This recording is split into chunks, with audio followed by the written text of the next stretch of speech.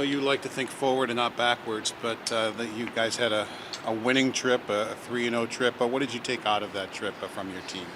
Boy, obviously lots of good things. The Colorado game, I thought we UPL was good in that game, but I thought we stayed on objective in that game. We played with a lot of confidence, and I thought we finished with a lot of confidence. And even, you're up 3-0 in Vegas. That building is incredibly loud, one of the loudest buildings in the league, and they have to surge and push. And love the way our guys were very, very confident, regardless of giving up a goal and then a second goal.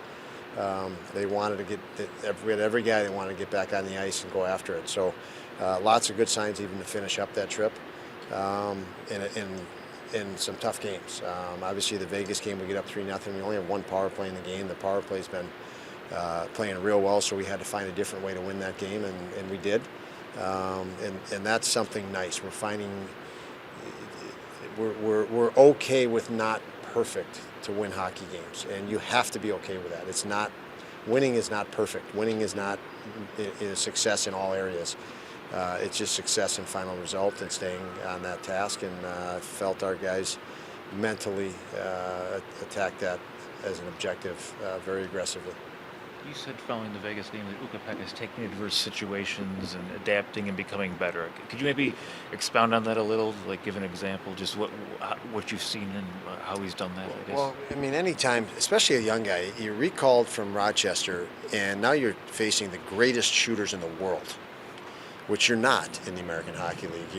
You have lots of young talent in a very, very good league, but this is the greatest league in the world, and you have shooters shooting at you. It's different. Timing's different. Everything's different, and there's an acclimation period, especially for younger players that don't have a lot of NHL experience. And I felt he went through that window through early games and had some frustration and goals he probably wanted back. The key is that you don't want those to affect his confidence. Don't want doubt to creep in. All the while everybody around him is second guessing him. Let's face it, you're a goalie in the NHL, you give up a goal, everybody second guesses you. Are you good enough? You should have had that, and on and on and on. And this league is not kind to goaltenders. Just look at Stanley Cup winning goaltenders and look where they're at right now. They're all over on different teams and struggling and everything else. So it's just not kind to goaltenders. So for Upi to come up, not play as well early as he's playing now, to go through that acclimation period and come out on the other side, more dialed in and probably even better. But again, it took him a little bit, I felt, to get his timing and situations back. He did that, did a nice job at that, and you could see him playing with more confidence, and that's big. The Cozens line made it look so easy some games. What can they take from a couple on the road where it isn't as easy? Yeah, I'm not so sure if it's the road as much as it is just natural occurrences. When you play well and you play on a high, it might be tough to sustain that, especially at a younger age until you gain more experience. So I think the road probably has something to do with it, but I think it's too much to say it's just the road. This is natural. This is part of growth for younger players. And I don't see anything unnatural about it. And we can say young players, but this happens with all players. This is the greatest league in the world. So you're going to have ups and downs and ebbs and flows. And the other night they had just under 10 minutes, Quinn and Peterka. We're in a game 3-0. We know we can win, and we know we should win. And you shorten a bench based on that, and who's going and who's feeling it. And I felt personally those two weren't feeling it quite as well. It's not that they played bad or they had a tough night. The other guys were feeling it more. And when you can read that right on the bench, and when we're in that situation, other guys are feeling it more, you're going to go with them. Now, if we were down by 3 goals, you might think differently, and because those two guys can make plays. So the situation dictated a lot of it as well. In the third period, as the third period wore on, you put Tyson in for Peyton Krebs, and we've talked about how well Peyton has been playing lately. And my thought was, I guess I'm trying to climb into your head here. Why wouldn't you want Peyton to go through those situations like that? To continue on, because I know why you'd put Jost My on question that. back to you would be: hasn't he gone through those situations? Yeah, but So- to close so out a yes. game, and I understand So- why Jost would do it. I get it, Yeah.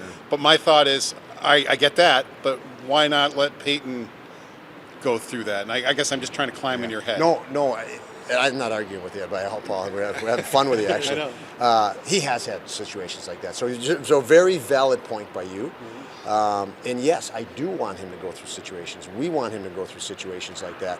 He has gone through situations like that. He was earlier in that game going through situations like that. Game before, situations like that. We had to shorten the bench just based on, I felt these guys are going. I felt Quinn and Peterka had an off night.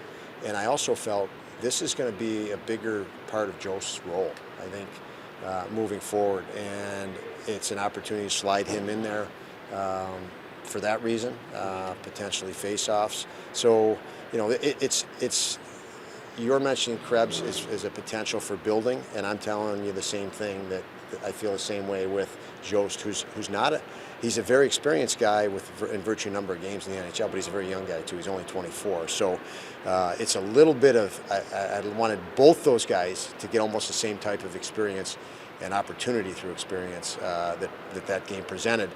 Josty still, I think, getting acclimated with us as an organization, as a team, still finding his game because he's played a certain way and been conditioned to play a certain way just to survive in the NHL. And we want to get him out of just survival mode. We want to get him into thrive mode. And I felt, that's another guy, much like Peyton, we're trying to nudge forward. We're trying to nudge Tyson forward just as much. As far as Jeff goes, he's been in the league a while. He's a known commodity. How is he different this year? Because he's found a different level. And a lot of guys at 12, 13 years in the league, 30 years old, don't evolve and find a higher level. What's the change maybe? I think you can point to lots of different things. Tage Thompson, Alex Tuck, and the chemistry they built is energizing. That would energize anybody. And we've made it an objective to, with all our players, to come to the rink and enjoy the game. And I've talked to you guys a lot about that. These guys have to, the hope is they feel the same passion they did when they were 5 years old and playing, with nobody watching them and thinking about playing in the NHL. That type of energy and passion, and find that within them each day. And it seems like he's and lots of guys have identified more with that, just the pure joy of playing and having fun playing and competing.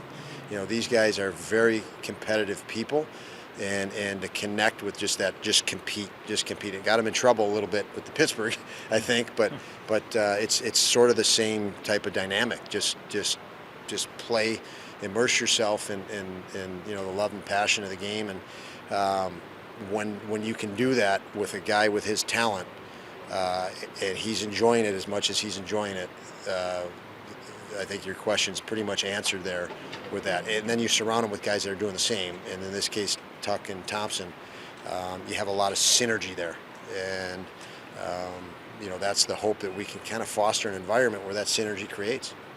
When you guys went through that lull in November, you mentioned the team kind of learning how to deal with expectations, like the expectation that you guys can win. And now that you've pulled out of that, you can almost feel it a little bit, externally anyways, those expectations going up. How do you hope that they handle that in terms of, handling it better maybe than they did a month ago? You're always going to be challenged because those expectations go up one level at a time. Yeah. And so you put together, as you accumulate wins, the expectations are going to be, they're going to increase, and they're going to be different than they were before. And so you're always going to have to we jump past the last plateau, and the next one's coming. And it's going to be exactly the same situation from the standpoint of how you feel and how you perceive, and then how you react from that point. So you're hoping to learn from that. What part of this is just your perception? What part of this is you're really not losing control? And so for us, we went through that challenge and struggle at one plateau. We're hoping to move up to the next one, and we welcome that challenge again, because that means we're to the next one. So it's just, that one's not going away.